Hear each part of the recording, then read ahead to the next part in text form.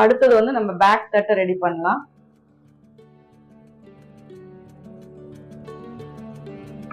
Back தட்டும் அதே மாதிரி தான். ஃபர்ஸ்ட் வந்து நகத்துல இந்த ஒரு இது கொடுத்துக்கோங்க. நல்லா நீட்டா ப்ரெஸ் பண்ணிக்கோங்க. அதுக்கப்புறம் மறுபடியும் இதுக்கு ஃபோல்ட் பண்ணிட்டு ஒரு ஃபோல்டிங் கொடுத்துக்கோங்க.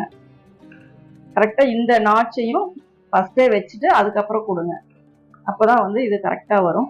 இப்போ ஃபர்ஸ்ட் வந்து இந்த ஃபோல்டிங்கை தைக்கலாம். ஸ்டிச்சஸ் வந்து நார்மல்லாவே வச்சுக்கோங்க.